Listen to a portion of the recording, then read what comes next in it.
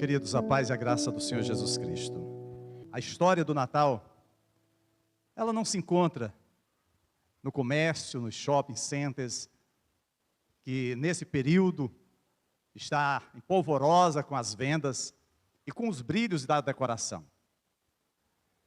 O Natal é bem mais do que o comércio, o Natal é bem mais do que um belo peru preparado na ceia, é bem mais do que trocas de presentes. Natal é a celebração do nascimento de Jesus. Hoje eu estava assistindo o noticiário e numa determinada cidade mostrava como a cidade estava preparada para esse período. E em um dos prédios históricos, tudo foi organizado para dar as boas-vindas ao grande personagem do Natal, o Papai Noel. Nada se falou na pessoa de Jesus, nada se falou do seu nascimento, das promessas que foram feitas acerca daquele que viria para trazer salvação aos homens. A preocupação era tão somente com o Papai Noel.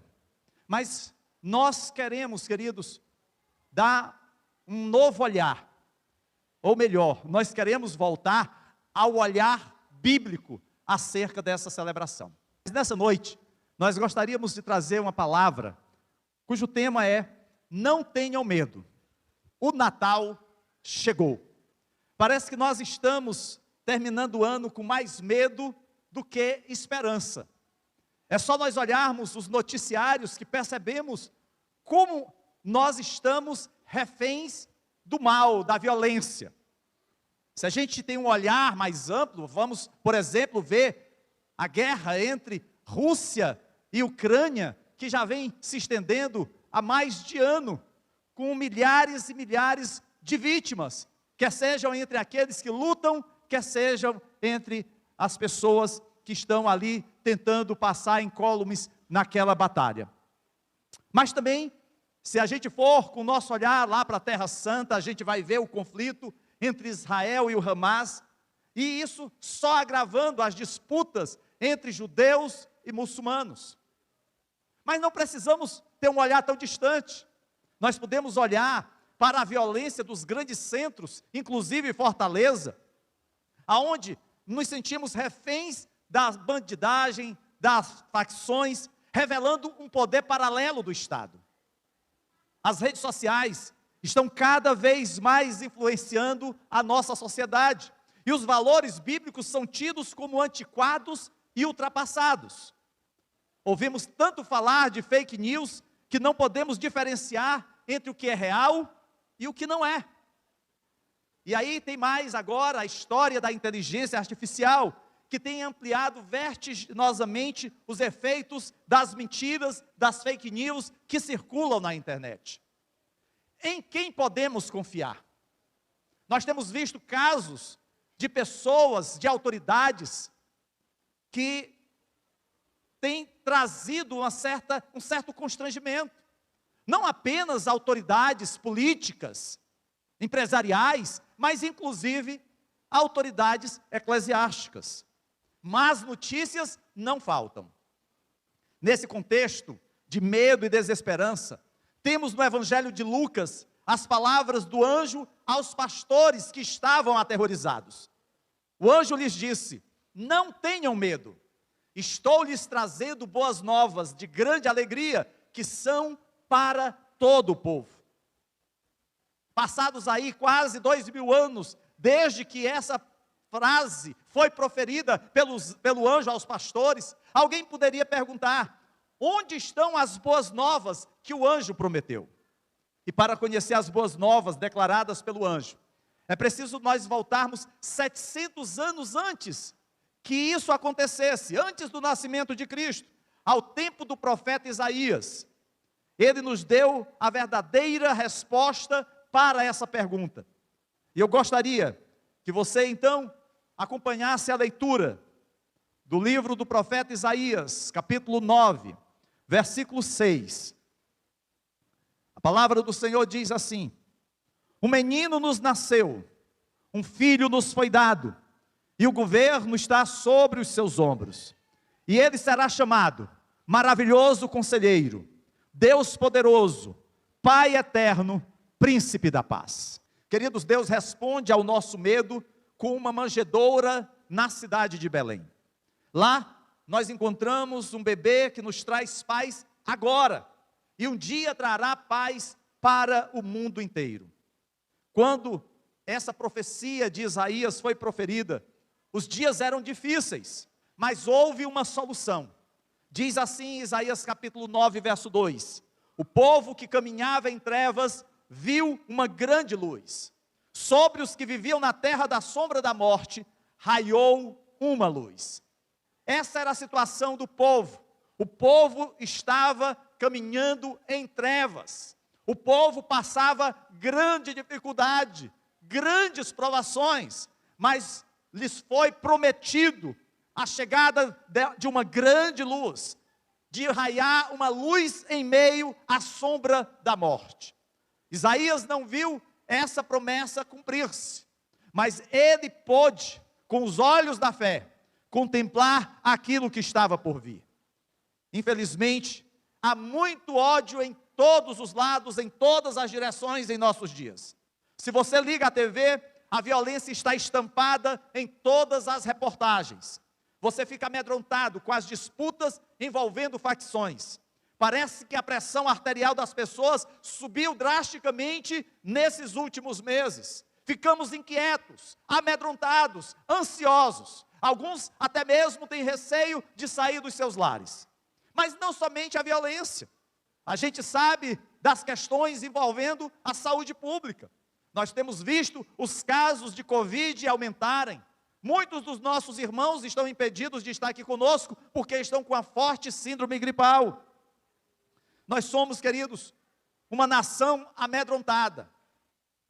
Não apenas pela questão da violência, da questão de saúde, mas também na questão de emprego. Quantos pais e mães de família não estão ainda desempregados em busca de uma vaga no mercado de trabalho? Parece não haver fim à vista, solução para estes e tantos outros problemas. Estamos em um mundo também que se afasta cada vez mais dos valores bíblicos. A nossa sociedade é uma sociedade secularizada. A nossa sociedade é uma sociedade hedonista. A nossa sociedade é uma sociedade que não quer saber de Deus. É uma sociedade cética, incrédula. Estamos em um mundo que nós vemos que vai na contramão daquilo que Deus preceitua para nós. E infelizmente, existem cristãos que passam a relativizar as Escrituras, como que tentando acomodar Deus aos seus caprichos pessoais, quer da teologia da prosperidade, quer da licenciosidade para fazer tudo o que os seus desejos carnais impõem, quer com relação ao misticismo. Vivemos dias difíceis, inclusive no meio cristão. E aí você poderia perguntar, pastor, mas diante dessa realidade, aonde está a esperança? E aí nós nos voltamos aqui à passagem que lemos de Isaías. O profeta, ele falando acerca do Messias, acerca do filho que seria dado, acerca do menino que nasceria. Ele diz que essa criança, que essa promessa seria chamado, e ele apresenta alguns títulos. O primeiro deles é Maravilhoso Conselheiro. Por que ele se chama Maravilhoso Conselheiro? Porque ele tem as respostas certas. No mundo de tantas incertezas, no mundo de tantas fake news, Jesus, ele diz, eu sou a verdade. É Ele que tem o conselho certo para as nossas vidas. É Ele que tem a resposta verdadeira para cada um de nós. Mas, além de ser maravilhoso conselheiro, um outro título que o profeta lhe lança é Deus poderoso, porque Ele tem o poder de nos ajudar. O mesmo Senhor, que foi aquele que lá no livro de Gênesis, do nada, fez todas as coisas, é o mesmo Deus que continua a realizar prodígios e maravilhas no meio da sua igreja. É o mesmo Deus que, assim como libertou os cativos da escravidão, Ele continua a libertar do cativo, o cativo do pecado, trazendo a verdadeira liberdade. Mas além de ser maravilhoso conselheiro, Deus forte, Ele também é chamado Pai eterno. E esse título se deve porque Ele nos conhece e nos ama como nós somos. Apesar dos nossos pecados, Ele é o nosso Deus, o nosso Pai eterno. É por isso que nós lemos na palavra de Deus que Jesus ontem, hoje e para sempre é o mesmo. Ele não mudou. De eternidade a eternidade, Ele é Deus. E Ele pôde dizer: eu e o Pai somos um. É por isso que também Jesus recebe esse título de Pai eterno. E o último título que o profeta Isaías nomeia acerca dessa criança, acerca de Jesus, é Príncipe da Paz. Isso porque Ele veio consertar um mundo quebrado, um mundo em guerra, um mundo que estava distante de Deus, rebelde ao Senhor. Talvez você diga assim: pastor, mas nós vivemos num mundo ainda em guerra. Como Jesus pode ser príncipe da paz? Queridos, a maior de todas as guerras não são aquelas que os homens lançam força física, ou usando de estratégias militares, ou de equipamentos bélicos. Não, a maior de todas as batalhas é no reino espiritual, é no mundo espiritual. E é exatamente nesse local aonde nós fazemos as nossas batalhas. É quando nós confiamos em Jesus como príncipe da paz, como aquele que pode trazer paz ao nosso coração. É por isso que na nossa saudação uns aos outros, nós podemos dizer: a paz do Senhor, porque nós conhecemos a verdadeira paz que o mundo não conhece. Esses são títulos que são nomeados a Jesus. Jesus verdadeiramente é a nossa esperança. Mas, se para você isso não for suficiente, a fim de mandar o seu medo embora, mesmo sabendo que Deus, que Jesus é um maravilhoso conselheiro, o Deus poderoso, o Pai eterno, o príncipe da paz, mesmo assim você se sente ansioso, amedrontado, aterrorizado com tudo que está a acontecer aí fora, eu quero poder trazer também uma parte final daqui de Isaías capítulo 9, verso 6, ele diz que o governo está sobre os seus ombros. Isso significa que Jesus pode suportar todo o peso do mundo e de todos os nossos problemas. Não há nada que nós não possamos colocar aos pés do Senhor. Não há nada que o Senhor não possa nos ajudar a vencer. Infelizmente, alguns vivem como se tudo dependesse unicamente de si. Sentem-se o centro do mundo e todas as coisas só acontecem se eles intervirem e realizarem. Sentem-se verdadeiros reis e rainhas da cocada preta.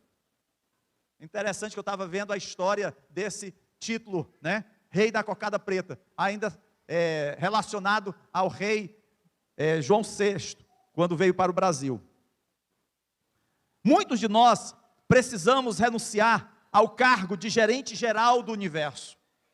Talvez você esteja cansado de tentar ajudar seus filhos, seus netos, cuidar de seus pais, moldar seus colegas de trabalho.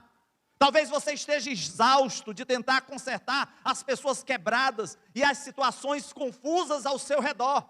Talvez os problemas ligados a outras pessoas lhe sufoquem. Não é à toa que você está cansado o tempo todo.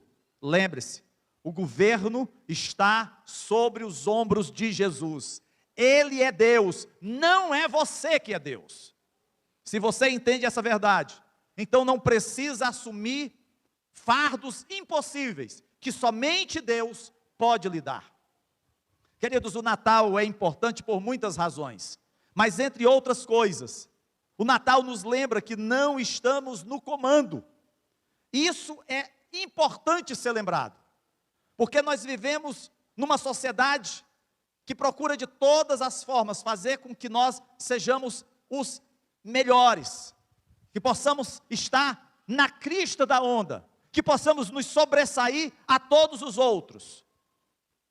É claro que nós realmente precisamos ser bons profissionais, bons pais, bons filhos, bons líderes na casa do Senhor, mas continuaremos sendo pecadores, continuaremos errando.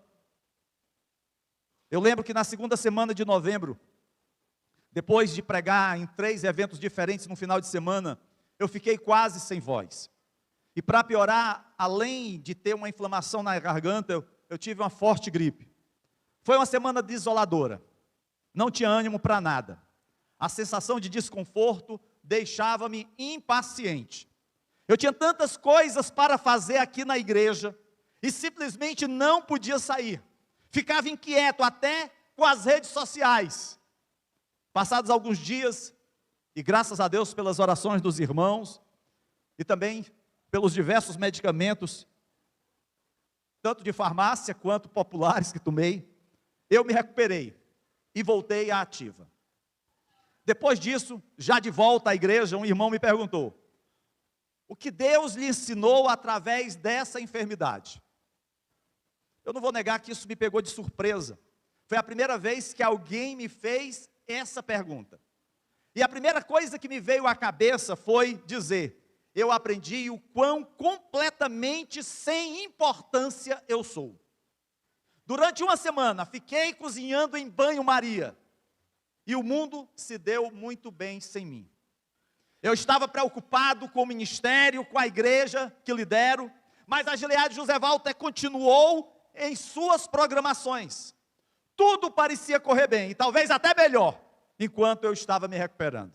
Eu acho que por estar ausente, por estar enfermo, os irmãos se desdobraram para que não tivessem a minha falta.